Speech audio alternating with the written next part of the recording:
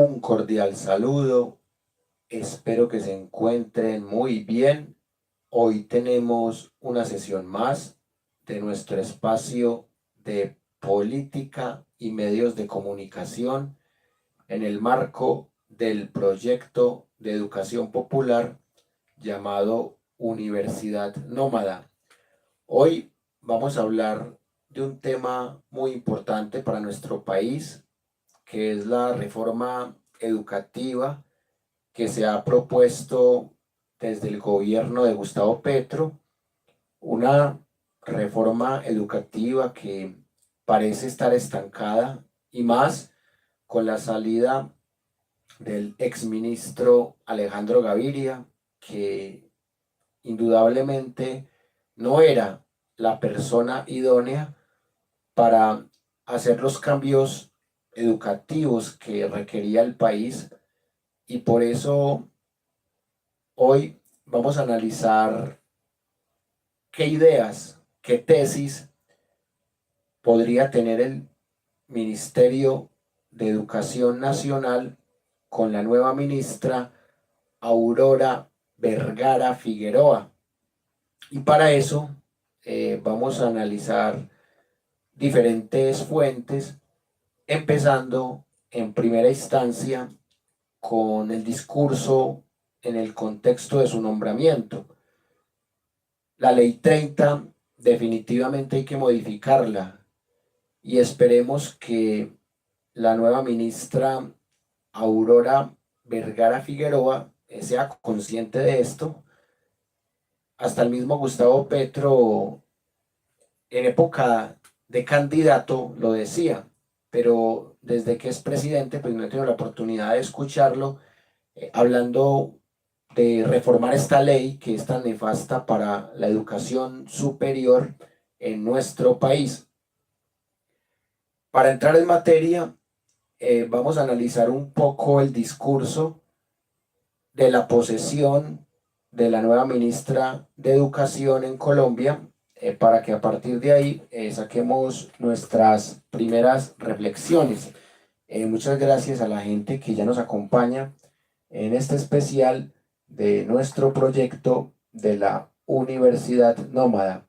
Bueno, esto fue lo que dijo Gustavo Petro en el nombramiento de la nueva ministra de Educación en Colombia.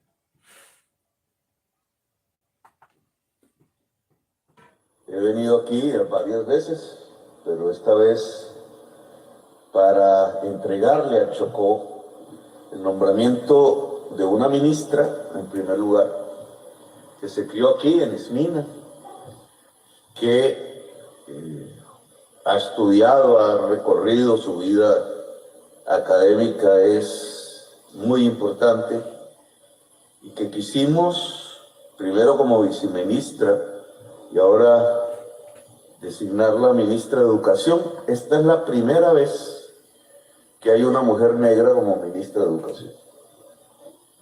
Y eso tiene una implicación, unas obligaciones, unas responsabilidades que hay que tomar. En general, las mujeres ministras pertenecían a las familias de las más pudientes de Colombia, dirigieron un sistema educativo que hoy hace agua por todas partes. Me quedo con la última parte de lo que dice el presidente Gustavo Petro, un sistema que hace agua por toda parte. Eso significa que se mantiene en pie la reforma educativa que muchos docentes soñamos para el país. Y esto se cambia, es también cambiando las leyes nefastas, como esa ley nefasta 30 que ya la había mencionado, y ojalá que con esta ministra sí se logre, porque yo no le tenía mucha fe a Alejandro Gaviria, estaba resignado, pero los hechos demostraron que Alejandro Gaviria definitivamente no era, aunque no puedo negar que al principio le di el beneficio de la duda, pero con el pasar de los meses vi que la educación seguía igual como diría el mismo Gustavo Petro, vi que la educación seguía haciendo agua, vi que los contratos para docentes seguían siendo lo mismo, los aumentos de 2.000 pesos por año, unas cosas terribles, y vi que el cambio por ahí no estaba. Esperemos que con Aurora Figueroa, Vergara Figueroa, realmente lleguen los cambios que esperamos y que soñamos en la docencia. Bueno, un saludo muy especial a la gente que se acaba de conectar, en especial para Erdi. Erdi, siempre bienvenido a nuestro proyecto. Bueno, y acá el presidente Gustavo Petro nos comparte una reflexión histórica de por qué la educación en Colombia hace agua.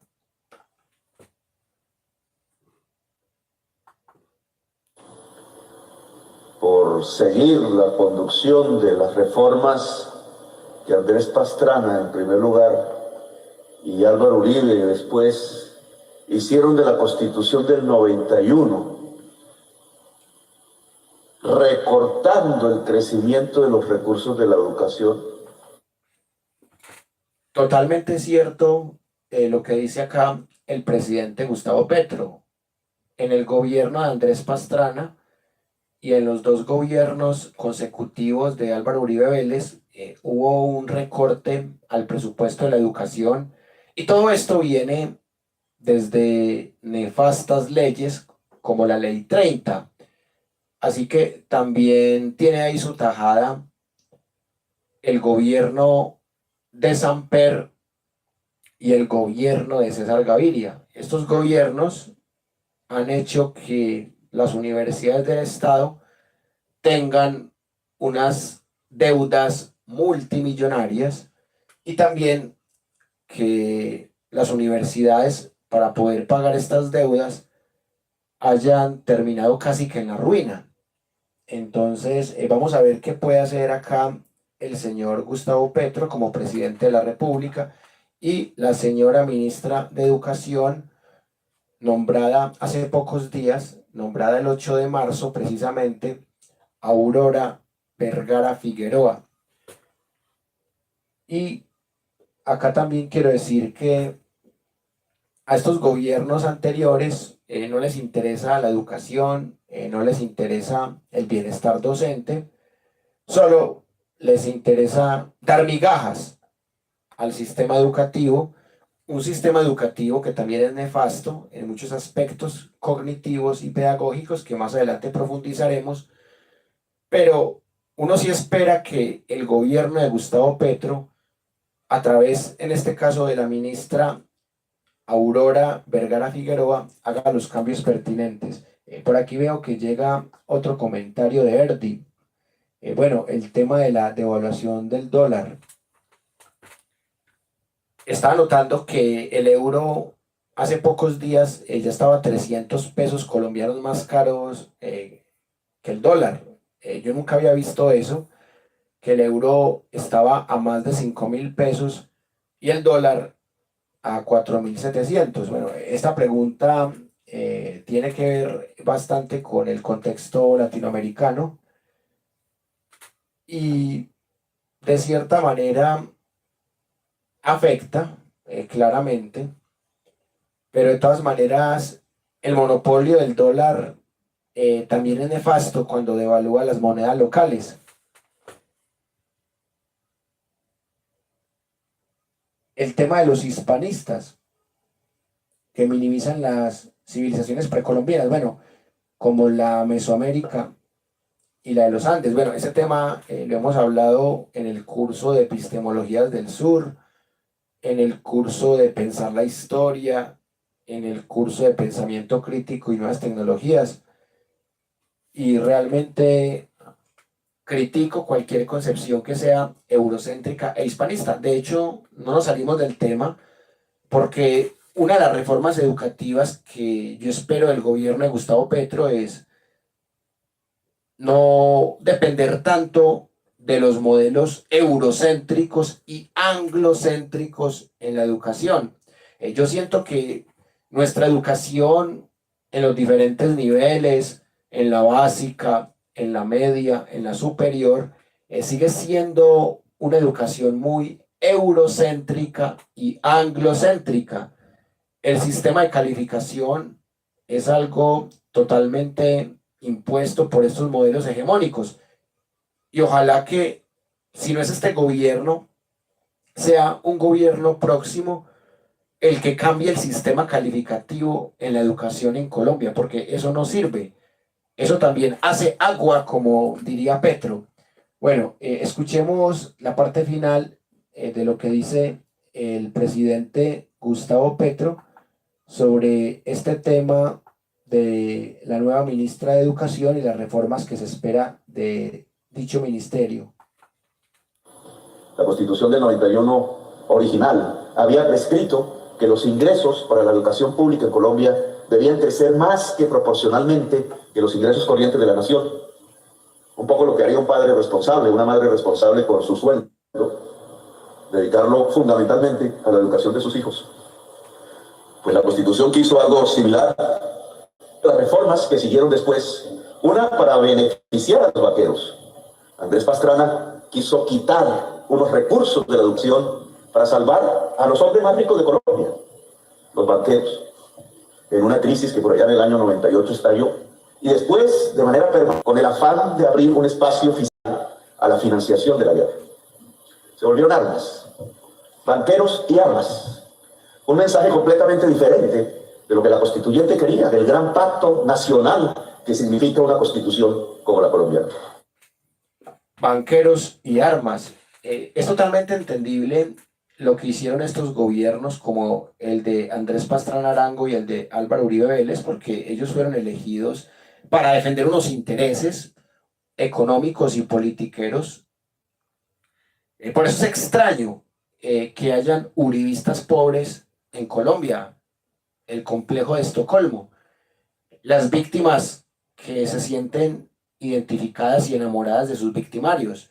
Yo entiendo al uribista rico, porque al fin y al cabo el uribismo ha defendido a los ricos, a los más ricos, a los banqueros, a los narcoparamilitares, a los grandes empresarios que son multimillonarios. O sea, yo entiendo que hayan uribistas que tengan los bolsillos llenos. Lo que yo no entiendo es cómo hay uribistas que son estratos 1, 2 y 3, cuando es el mismo uribismo el que les ha quitado las posibilidades de educarse, de tener una buena salud, de tener un buen empleo, una buena calidad de vida.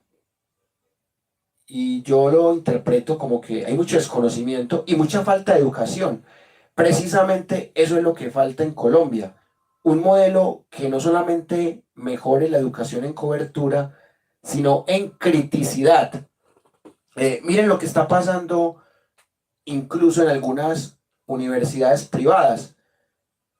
Por poner un ejemplo, la Universidad Pontificia Bolivariana de la ciudad de Medellín, Colombia. Hubo una deserción de aproximadamente 1.500 estudiantes, porque el incremento de las matrículas fue impresionante. También está el tema de la matrícula cero, y por esto han despedido a docentes de cátedra porque no tienen con qué pagarles, en tanto que al haber menos estudiantes hay menos recursos, y al haber menos recursos pues no hay con qué pagarles a los docentes, y por eso docentes se han quedado desempleados en universidades privadas como la Universidad Pontificia Bolivariana en Medellín. Entonces miren, la crisis no solamente está en las universidades del Estado, las universidades privadas después de la pandemia, y sobre todo las que han sido usureras o que han sido más defensoras del llamado capitalismo cognitivo, que es lo que más combatimos aquí en la Universidad Nómada, aquellas que se enriquecen con el conocimiento, están mostrando que hay que hacer un cambio de modelo, que hay que darle más puesto a la gente en las universidades del Estado, y que las universidades privadas deben dejar de ser tan usureras, porque esa es la palabra, son usureras que hacen que muchos estudiantes terminan en deserción por obvias razones y esto también le quita el empleo a otros docentes. Y esta es la situación que debe cambiar el gobierno de Gustavo Petro y su nueva ministra de Educación, la señora Aurora Vergara Figueroa. Ese pacto era que nos educáramos, no que nos fuéramos a la guerra. Ese pacto era que creciéramos como nación a partir del conocimiento y no que se beneficiara un grupo tan extremadamente minoritario como los dueños de la banca en Colombia. No sé si aquí hay algún propietario o propietaria de banco. Yo creo que nunca he estado en ninguna oportunidad de mis discursos. Pero ¿por qué sacrificar la educación de millones de colombianos? ¿Por qué sacrificar la educación de millones de colombianos? Sencillamente porque no les interesa que millones de colombianos se eduquen. A mí me dio mucha tristeza que la reforma tributaria solamente se haya hecho por 20 billones de pesos, porque esa reforma tuvo que hacerse por 60 billones. Si tuviéramos un Congreso más afín y esos billones que no se han recogido y que no se están recogiendo con la reforma tributaria son los que hacen falta para que millones de personas accedan a la educación en Colombia, sobre todo a la educación superior.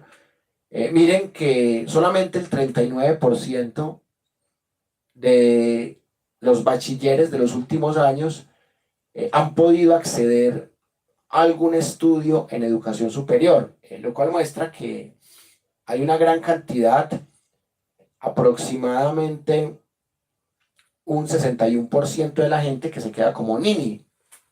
Y por eso es tan importante que se dé este cambio en Colombia. Que incluso son autodestructivas, porque la guerra la hacemos entre los colombianos. No es como allá en Ucrania, aquí es entre nosotros mismos. Una violencia que obviamente nos va conduciendo como nación a una especie de sifón, nos va absorbiendo como los sifones hacen, en vez de convertirnos en un gran huracán como sociedad, como nación. Bueno, nosotros tenemos que deshacer ese entuerto, como diría el Quijote de la Mancha. Deshacer entuertos. Aquí se trata que la educación ahora sí se vuelva la prioridad. Y hemos arrancado porque del proyecto de presupuesto para este año que presentó el gobierno anterior, hemos logrado aumentar el de educación en 3 billones de pesos. Es válido que el gobierno de Gustavo Petro aumente el presupuesto de educación en 3 billones, pero con la inflación que tenemos y con la situación del país es muy poco. Yo sé que Petro hubiese querido aumentar mucho más el presupuesto de educación, pero no se pudo. Eso fue lo que se logró con la reforma tributaria, que 3 billones más fueran para educación. Y deberían ser 9 billones más, pero fueron 3 porque es un porcentaje razonable respecto a la reforma tributaria. Y con esos 3 billones, a lo sumo se puede aumentar un 5% los cupos de estudiantes para universidades del Estado. Pero ¿qué pasa con los profesores de cátedra? Siguen mal pagados. Por eso digo yo que lamentablemente el gobierno de Petro no va a alcanzar para hacer las reformas educativas y salariales que este país necesita. Pero por lo menos que el gobierno de Petro deje las bases, deje las semillas de lo que sería una verdadera revolución educativa. Un saludo para Estrella de Brí, que dice algo muy interesante. Se debe implementar más pedagogía decolonial. Totalmente de acuerdo contigo. Enfoques de inclusión y diferencial en atención a la diversidad y desarrollando pensamiento crítico y reflexivo que vuelva a la materia de historia el análisis y reflexión de la misma. Estoy totalmente de acuerdo con Estrella de Brí. De hecho, esto también lo hemos hablado en el curso de la Universidad Nómada que se llama Epistemologías del Sur. También lo hemos hablado en el curso de Pensamiento Crítico y Nuevas Tecnologías y en este mismo espacio de Política y Medios de Comunicación. Una educación decolonial que visibilice más la historia de Colombia contada desde tribus indígenas, desde comunidades ancestrales afrodescendientes, una historia de colonial que también nos permita conocer otros pensamientos más allá de lo eurocéntrico y de lo anglocéntrico, una educación decolonial que nos permita transgredir esa forma abrupta y arbitraria de calificar a una persona de 0 a 5 o de 0 a 10 o de deficiente a excelente. O sea, que hayan fórmulas más cualitativas en la evaluación. Bueno, también está el tema del Oriente Medio, Tierra Santa, Oriente Centrismo. Bueno, esa pregunta es muy interesante porque si uno se pone a estudiar la historia de las religiones, se da cuenta que tienen raíces en el judaísmo y que así sean religiones eurocéntricas, como el caso del cristianismo, tiene unas raíces profundas en el judaísmo. Entonces, más allá de criticar las creencias, lo importante es mirar cómo estas religiones pueden llegar a violentar procesos civiles y cómo fomentar la educación laica. A propósito de lo que dice Erdi de la educación religiosa, ya es hora de que la materia de religión sea transformada, que no sea más catecismo de la religión católica, que sea historia y filosofía de las religiones, tanto monoteístas como politeístas. Ya es hora también de hacer ese cambio en el currículo, de una educación más crítica y más laica. Y acá reitero mi acuerdo con Estrella de Brie. Ahora sí escuchemos lo que dice el presidente Gustavo Petro en la parte final de su discurso. Adicionales. ¿Para qué? Pues para mejorar la calidad en la educación media. Una idea central en la educación media es que se puede impartir incluso educación superior en el colegio, como hacen los europeos y como eran nuestros primeros colegios en la colonia y en la república. ¿Para qué? Para que crezcan sedes universitarias a lo largo y ancho del país. Para que la juventud no sea excluida de la educación superior. La mitad de nuestros jóvenes, y si hacemos las cuentas en el Chocó, mucho más que la mitad de los jóvenes, no pueden ingresar a la educación superior. Hace 200 años, cuando aquí había esclavitud, los esclavistas le prohibían a las mujeres negras leer y escribir. A sus esclavas les prohibían saber leer y escribir. Bueno, una forma de liberación, de emancipación, de indemnización colectiva, si se quiere. Es que ahora una descendiente de ese entuerto sea la ministra de Educación que va a permitir que todos y todas las colombianas sepan leer y escribir. Una ministra negra, descendiente, como todas las negritudes de Colombia, de uno de los peores y más dantescos episodios de la civilización humana, la esclavitud.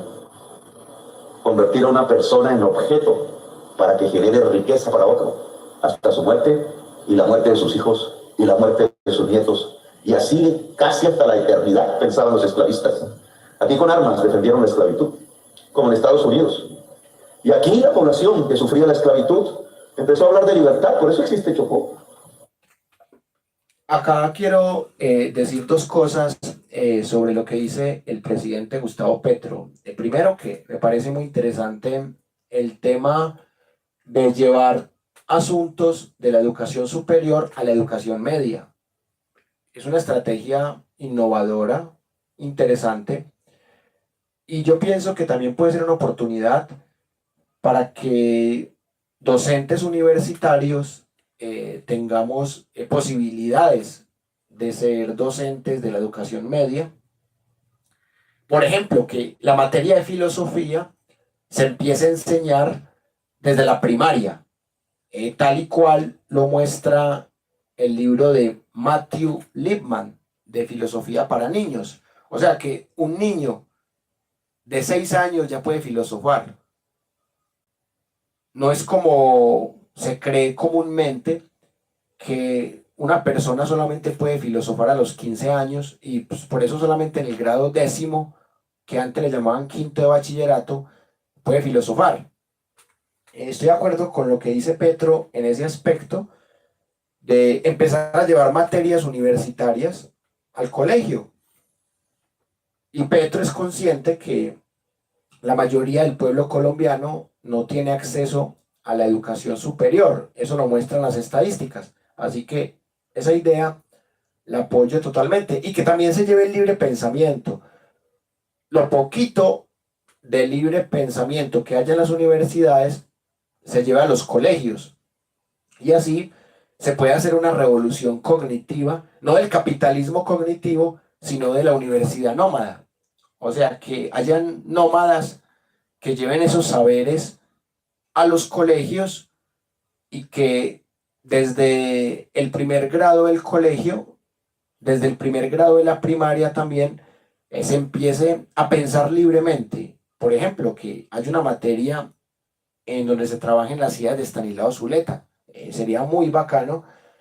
Y que se elimine esa forma repetitiva de enseñar, esas tareas inoportunas, ese énfasis en la obediencia, en la repetición, y que se incentive el libre pensamiento, el método autodidacta, la crítica, la autocrítica, la filosofía realmente transformadora. Y lo segundo que quería decir sobre este tema que toca Petro de la esclavitud es precisar un detalle, que en Colombia en el siglo XIX hubo guerras civiles de personas que eran esclavas, pero que peleaban a favor de la esclavitud, lo cual podría tomarse como algo similar a lo que en el siglo XX llamaríamos el síndrome de Estocolmo, pero que en este caso era porque había gente que creía que si se abolía la esclavitud se iban a quedar sin empleo. Bueno, ya volví. Digo que empleo porque les empleaban con explotación. No digo empleo en el sentido formal de la palabra, que sería algo con todas las prestaciones sociales. Llamémoslo esclavitud, cuando cogen a una persona y la esclavizan y le hacen creer que esa es la única salida que tiene la persona, y por eso en la guerra civil de 1851 había personas que eran esclavizadas y que eran convencidas de que la esclavitud debía seguir más allá de cualquier abolición del gobierno, porque si no se quedaban sin con qué comer. Entonces, de cierta manera, ahí complemento eso respecto a lo que decía Gustavo Petro. Bueno, por aquí veo que llegan otros comentarios. Un saludo para Willy G, que dice lo siguiente: no en vano, Colombia es el país con más desigualdad de la OCDE y el segundo en América Latina. Así es, Willy, totalmente de acuerdo. Y Estrella de Bri dice: reconocer nuestras raíces indígenas y respetar las diferencias, entender la cosmovisión, el respeto por todas las comunidades indígenas y diversidad étnica, aprender a sentirnos orgullosos de ello. Claro, porque la ley de cultura se queda muchas veces corta en esto. Bueno, y eso también dijo el presidente Gustavo Petro sobre este tema de la reforma educativa. Por eso existe el litoral pacífico, por eso hay palenques libertarios en el Caribe colombiano. Por eso se fue forjando este territorio, junto al Pacífico de Colombia, junto a la trata. Pero fíjense ustedes, lo repetí en campañas electorales, como la única porción del litoral del Océano Pacífico en todo el mapamundi que es pobre, es el litoral pacífico colombiano.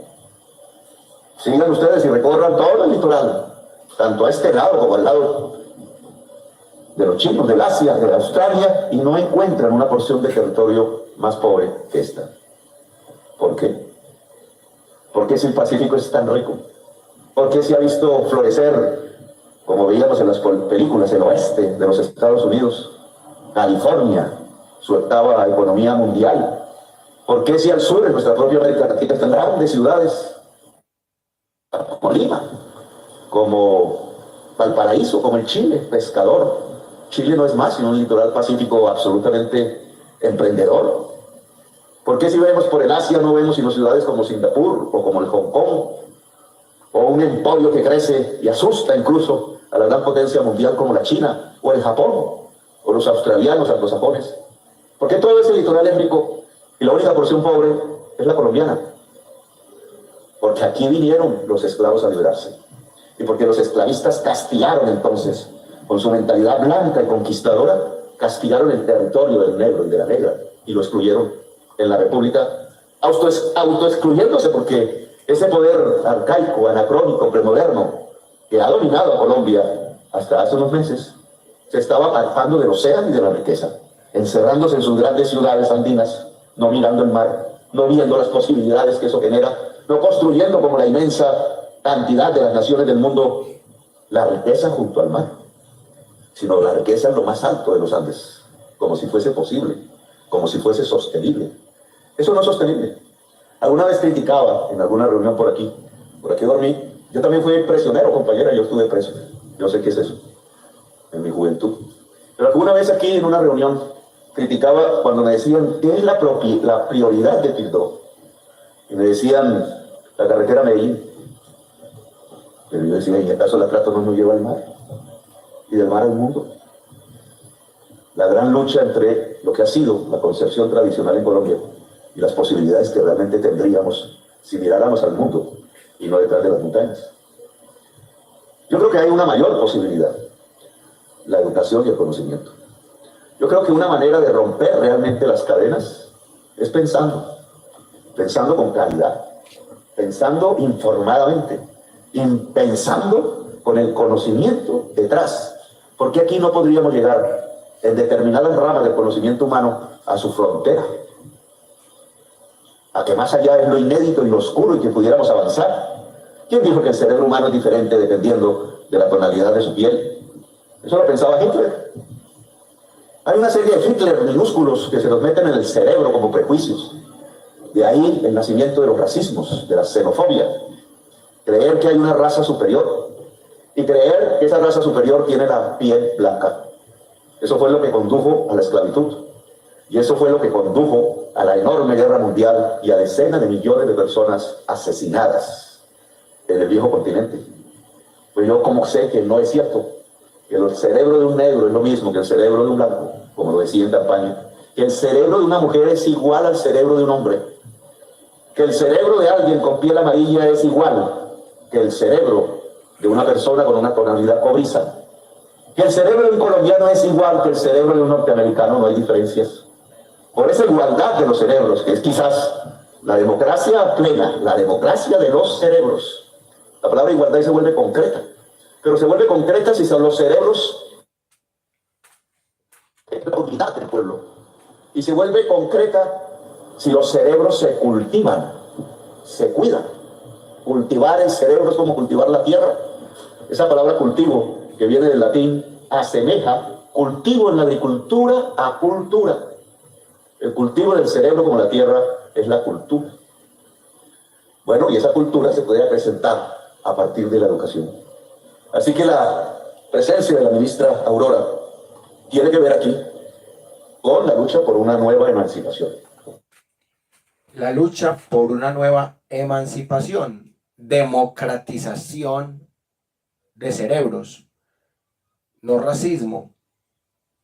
La postura del presidente Gustavo Petro es muy clara y va acorde también con las leyes colombianas y sobre todo con la Carta Magna de 1991, y esto es lo que hay que llevar a la realidad: una educación que sea realmente democrática en lo político, incluyente en lo social, equitativa en lo económico y sostenible en lo ambiental. Una educación que no vaya de la mano con supremacismos de ningún tipo, ni supremacismos de género, de sexo, de raza, de creencias, de orientaciones sexuales y demás.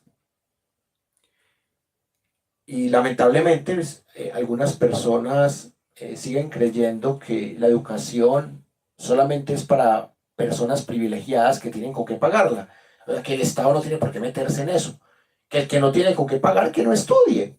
Esa es la frase que dicen algunos uribistas privilegiados, pero acá el presidente Gustavo Petro habla claramente de la importancia de la emancipación desde la educación, y eso solamente se logra con un gobierno que realmente apoye la educación, que haga las reformas necesarias en todos los ámbitos. Ya está la reforma laboral propuesta en el Congreso, la reforma pensional, la reforma a la salud, más allá de que se caigan o no, ya están propuestas, pero la pregunta que yo me sigo haciendo es, ¿dónde está la reforma a la educación? No está. ¿Y por qué no está? Porque lamentablemente el presidente Gustavo Petro se equivocó al nombrar el ministro de Educación, que no era, Alejandro Gaviria no era, pero esperemos que Aurora Vergara Figueroa sí sea la persona adecuada.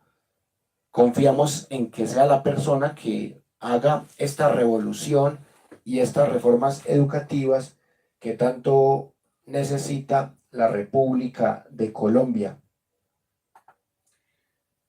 Bueno, vamos a escuchar la parte final de lo que dijo Petro. Lamentablemente pues se están presentando unas fallas técnicas, así que se está brincando un poquito el video, pero esperemos que se solucione el tema y que podamos disfrutar de esta parte final. Una emancipación del pasado que quedó incompleta. Ahora hay que hacerla completa. Y esa plenitud de la emancipación tiene que ver con la liberación y el cultivo del cerebro. El Chocó y en general todo el litoral pacífico de Colombia, el litoral, tienen que resplandecer por sus universidades, por la calidad de sus colegios. No es una universidad pobre para pobres y unos colegios pobres para pobres. Eso no puede ser, así no se lucha contra la exclusión. Tiene que ser lo mejor posible. Y ese es un gran reto, ministra, que tiene usted todos los días, sabiendo que cada segundo que pasa es un segundo menos que nos queda.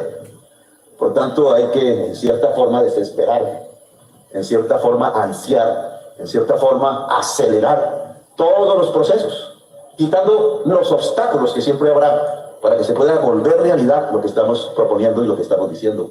Que el litoral pacífico sea una joya de la educación en Colombia y que mire al mundo, no al ombligo solamente, al mundo, porque es una forma también de liberarse. Al final, el mar nos conduce al mundo. Esa responsabilidad empieza aquí, ahora que usted se ha posesionado como ministra ante su propia comunidad, en la ciudad de Quito, donde quisimos hacer este acto. Y también quisimos firmar la ley en el Día de la Mujer. 5.000 mujeres, lo dijo el ministro. ¿Dónde pueden estar las mujeres más excluidas de Colombia? Pues casi todas las mujeres son excluidas, ¿cierto? Es una sociedad patriarcal, dice el feminismo. Es claro que en Colombia hay una sociedad patriarcal, heredera de otras sociedades patriarcales que llegaron aquí. Y eso hace que la mujer esté en una condición de subordinación al hombre en todos los terrenos, desde la esquina de una casa hasta el poder político en Colombia. La igualdad de la mujer y el hombre se convirtió en una lucha que tiene que tener concreciones en Colombia. Es larga, es difícil, es compleja. Comienza quizás por actos simbólicos. El que mi gabinete esté integrado en la mitad por mujeres. Esos son símbolos. No quita la subordinación y la desigualdad de la mujer en el conjunto de la sociedad. Y de esa totalidad de mujeres excluidas, ¿cuál es la más excluida de todas? Las que están en la pobreza, indudablemente. La pobreza es femenina hoy en Colombia. La mayoría de las personas pobres en este país son mujeres. Pero ahí hay más excluidas. Las mujeres conducidas al trabajo sexual. Por una y otra razón, la inmensa mayoría obligadas, porque no hay otro camino, al trabajo sexual. Caminando quizás a estas horas en calles frías, quizás con más de 30, 40 años, simplemente destruyendo su propio cuerpo para poderle llevar la comida a los hijos. Y aún hay más excluidas, y más. Quizás la mujer presa es la más excluida de todas, quizás. porque sufre todas las exclusiones juntas, las que sufren todas las mujeres, las que sufren las mujeres pobres, las que sufren las mujeres en libertad. Bueno, esto es lo que le da rabia a personajes como Agustín Laje, como Nicolás Márquez, como Emanuel Danan, como Milei. O sea, a ellos les da mucha rabia que un presidente como Petro diga que todavía existe una sociedad patriarcal y ellos se apegan a las leyes. Ellos dicen que ante la ley, que a veces las mujeres tienen hasta más beneficios, porque por ejemplo un feminicidio se paga con más cárcel que un parricidio en donde sea la esposa la que asesina a su esposo. Pero aquí Petro no está hablando de leyes, aquí Petro está hablando de la sociedad y de la cultura. Y evidentemente las trabajadoras sexuales son bastante humilladas en muchos casos, las madres cabezas de hogar, también la doble exclusión de la que habla Petro, la exclusión por género y la exclusión por clase, la exclusión por raza. Entonces, son ese tipo de fenómenos los que hay que analizar educativamente. Es cierto que los hombres, por ejemplo, se suicidan más en Colombia que las mujeres. También es cierto que existe violencia contra el hombre por ser hombre y que existen unas minorías sexuales que también son agredidas. Pero acá lo importante es evitar caer en el simplismo leguleyo y decir, no, es que ya ante la ley somos iguales y por eso el patriarcado no existe. Yo tuve un debate con un usuario que comenta a veces en este canal que se llama Ere, y él decía que el patriarcado no existe.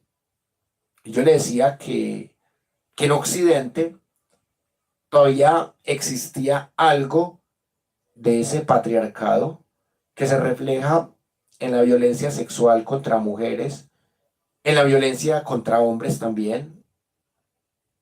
Y me decía, "Pero ¿cómo va a ser patriarcado si es contra los hombres? Y se supone que es el poder del hombre, pero es que es contra el hombre que no se adapta a ser macho, a demostrar que es macho.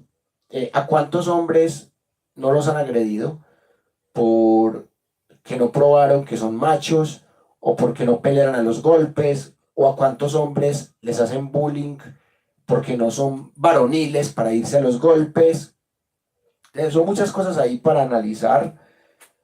Y esto es lo que estos personajes como Agustín Laje, como Nicolás Márquez, como Milei, como Danan, no van a entender. O sea, que el tema no es legal, sino cultural. Y que hay una cultura que tiene unos valores que todavía son dominantes. Una cultura que trata muy mal a las trabajadoras sexuales.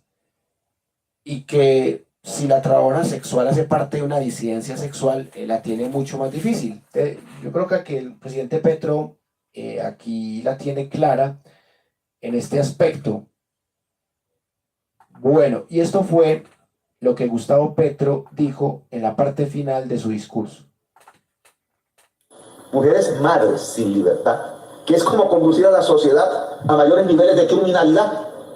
Aquí hay una sociedad que quisiera una parte minoritaria, menos mal, ahora, que nosotros usáramos el ejército para disparar los fusiles sobre campesinos civiles. Y nos critican, y nos juzgan, y nos procesan porque no disparamos. O sea, lo que querían era como ocurrió en una penitenciaría de Colombia, la Modelo, una masacre. ¿Eso les gusta? ¿Lo aplauden? ¿Lo prohíban? La masacre de la Modelo, que es un delito de lesa humanidad, es que matar presos no importa, pensaron. Y excusaron el delito, y lo ocultaron y no lo investigaron, porque los autores de ese delito, intelectuales, tenían el poder. En una penitenciaría llevaron la muerte. Nosotros queremos llevar la libertad. Ese es el cambio. Y comienza por esta ley. Esta ley libera 5.000 mujeres presas por ser madres, cabezas de familia. Si ellas siguieran presas y los niños sin su madre, esos niños crecen sin afecto y muchos en el futuro se convierten en criminales. Esa es la lógica de la violencia y de la exclusión, una especie también de sifón suicida. Pues aquí cortemos esa cadena, que esos niños tengan a su mamá y se abracen y el afecto surja, y ese afecto es profundamente sanador, porque al construirse esa primera niñez en medio del afecto, con toda certeza no se volverán criminales. No lo ve la mente endurecida por prejuicios similares a los que pensaban que había una raza superior solo porque tenía la tez blanca. Pero en la ciencia, en el pensamiento progresista está demostrado que no es encarcelando las sociedades como nos salvamos de la violencia. Para eso habían hecho los guetos y los gulag y fracasaron. Que es en la libertad en donde se construyen las sociedades y que por tanto tenemos que reformar y cambiar muchas cosas.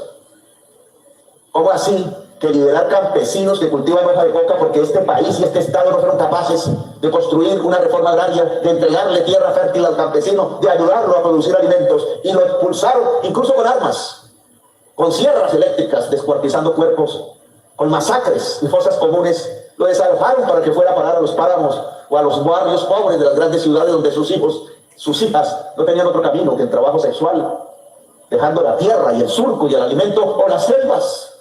¿Y qué iban a cultivar en las selvas? Lo que el mercado les pedía. Y el mercado les pedía drogas, cocaína, que consumían y consumen en los Estados Unidos y en Europa. Y entonces, en virtud de esa exclusión, de esa incapacidad del Estado colombiano y de su historia de hacer una reforma agraria y de permitir que el campesinado esté en la tierra fértil y no el narcotraficante, entonces, en virtud de esas, es que el campesino cultivador de hoja de coca tiene que estar preso, mientras el narcotráfico se abraza con el senador y camina por el Palacio de Nariño. Pues nosotros decimos que no. Y como presentamos el proyecto de liberar a este campesinado de la cárcel, de hacer un pacto con él diferente, entonces se atreve un funcionario por allí a decirnos que prohijamos el narcotráfico. El narcotráfico se ha prohijado en las instituciones. Es que se metió en la sociedad de activos especiales para recuperar los bienes que consiguió con el tráfico ilícito. Es que se metió en la Dirección Nacional de Protección, esa misma donde ayer atentaron contra nuestro director, para usar los carros blindados que estaban destinados a cuidar a los líderes sociales para cargar cocaína. Que se metió en la fuerza pública, que puso en nómina de los carteles a gente civil y uniformada para servirles, que capturó el Senado de la República en debates que me tocó hacer públicamente para liberar la ley de la mafia, que capturó ministerios, que se metió por el parqueadero al Palacio de Nariño para dialogar impunidad al narcotráfico, que se metió en la fiscalía para lograr que no se juzgara. Y entonces eso sí no es pecado, eso sí no es perseguido, eso sí es aplaudido, eso sí es ocultado por la prensa. Pero liberar a un campesino que cultiva hoja de coca después de tanta exclusión, entonces nos condena. ¿A quién se le ocurre decir que estamos beneficiando al narcotraficante porque el campesino sale de la cárcel? Y hay a quien se le ocurre. Y a ese que se le ocurre tiene poder. Les gusta ver a los campesinos presos. Les gusta ver a los jóvenes fusilados inocentemente. Les gusta ver a los jóvenes que se manifiestan calcinados en sus ojos por los gases lacrimógenos, o muertos en las calles simplemente porque gritaban que tenían derecho a la dignidad y a la vida. Les gusta la represión, les gusta apuntar las armas del pueblo compradas con el dinero del pueblo contra el pueblo. Nosotros creemos que lo que hay que hacer es la paz, que las armas públicas no son para asesinar al pueblo, sino para defenderlo, que la alianza entre el ejército y el pueblo es la alianza fundamental de la nación, que si el campesinado levanta la bandera nacional orgulloso, porque encuentra que aquí está su tierra, su territorio y su vida, es que se construye una nación. Por eso este proyecto de ley para 5.000 mujeres es tan importante, porque inicia otra manera de entender las cosas.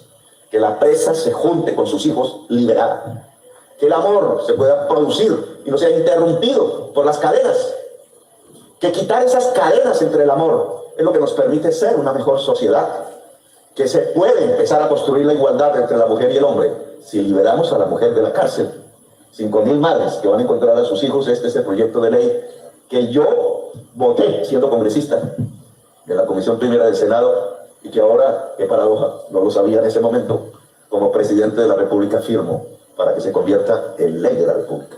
Gracias, muy amable.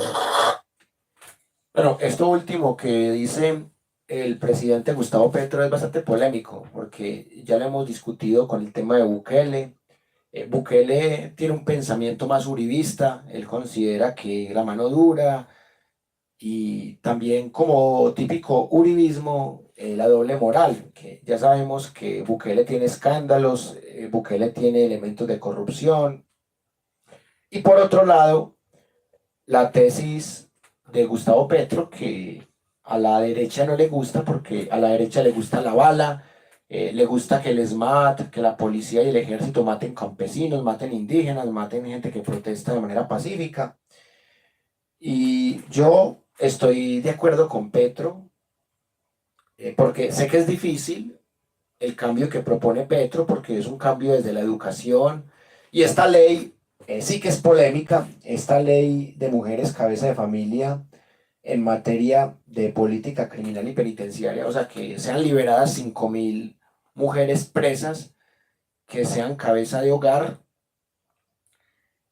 No sé si se caerá o no sé si será aprobada, pero sí sé que es una ley muy polémica y es el futuro el que nos mostrará si la ley logró su objetivo o no. Y yo digo que esta ley va a generar mucha controversia en el Congreso, seguramente lo vamos a analizar, pero por lo pronto ahí está planteada y Petro se la está jugando por la educación en todos los niveles, por la paz, por lo que llamarían desde la derecha un populismo punitivo o antipunitivo más bien, sí, porque es como la demagogia punitiva contra el populismo antipunitivo que propone Petro. Y también queda la pregunta de las cárceles, de hasta qué punto realmente las cárceles resocializan o por el contrario, la gente sale con más rencor y con más ganas de delinquir cuando cumple una condena. Yo pienso que las cárceles también pueden ser escenarios de educación popular y que varios presos y varias reclusas podrían hacer estudios de colegio y universidad mientras que pagan una condena. Eso me parece que también sería muy interesante, que en algún momento ojalá el gobierno de Petro lo proponga así. Por aquí llegan unos comentarios de Erdi, dice, yo estoy de acuerdo que los niños deberían recibir filosofía en la primaria. Qué bueno que estemos de acuerdo en eso. Otra materia que se debería enseñar en el sistema educativo es creación de empresas, emprendimiento también. Totalmente de acuerdo con Erdi. Carlos, ya estamos terminando, pero más vale tarde que nunca, y además esto queda aquí grabado, lo puede ver en diferido.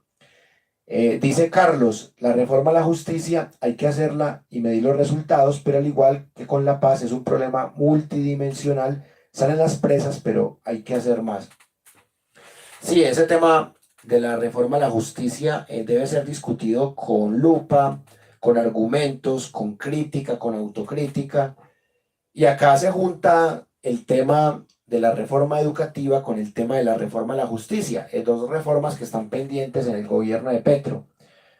Bueno, ya para terminar, quiero ponerles las tesis de la nueva ministra de Educación, que se llama Aurora Vergara Figueroa, que era viceministra y ahora pasó a ser ministra, después de la salida de Alejandro Gaviria.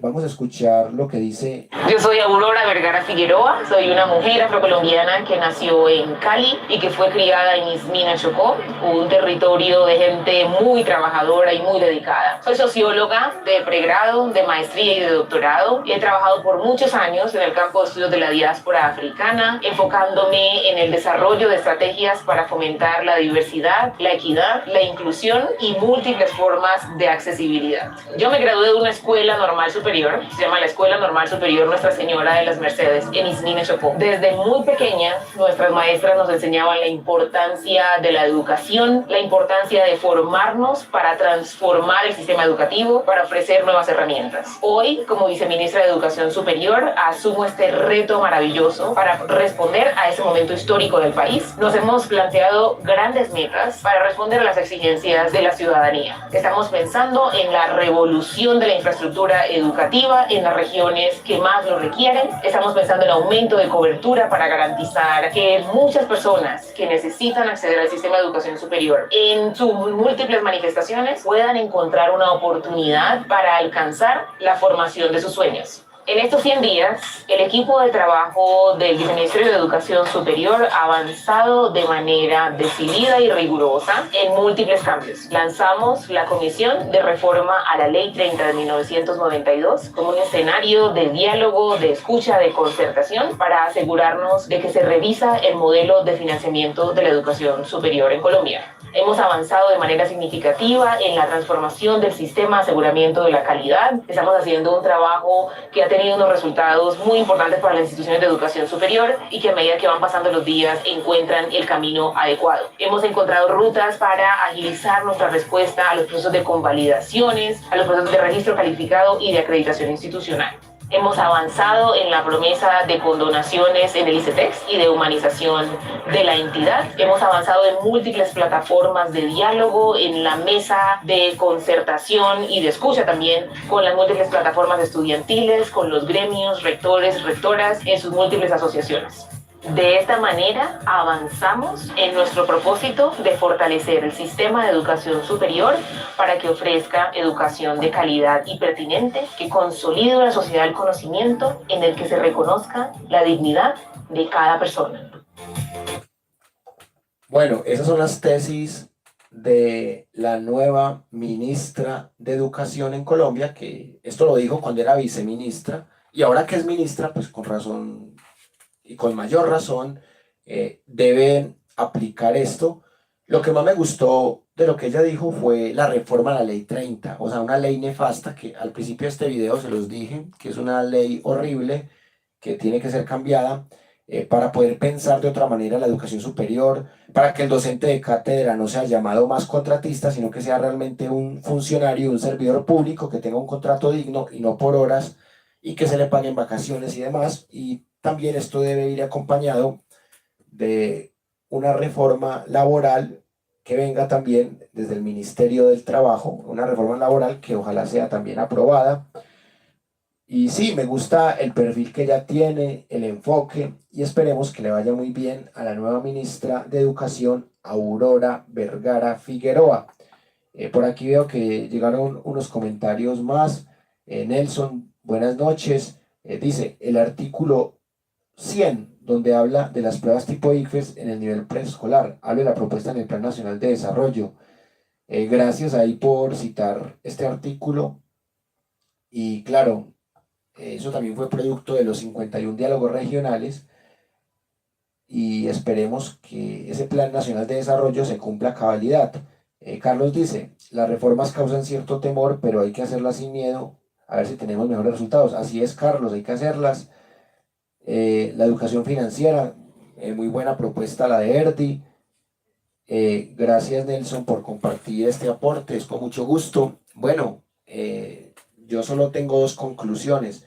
La primera, que muy interesante la postura de Petro en torno a la educación como eje de la transformación social, como la educación decolonial, la educación para el libre pensamiento, y también muy interesante como segunda conclusión la propuesta que hizo cuando era viceministra y que esperemos que mantenga y que seguramente va a mantener como ministra, de transformar la educación. Muchas gracias por haber compartido este rato con la Universidad Nómada. Gracias, Nelson, gracias, Erdi, gracias, Carlos, gracias, Estrella de Bri, a la gente que nos vio, que nos va en diferido. Suscríbanse al canal de Wilmer Alberto Zuleta, que es el de respaldo, y también suscríbanse al de la Universidad Nómada. Un abrazo muy fuerte y hasta pronto.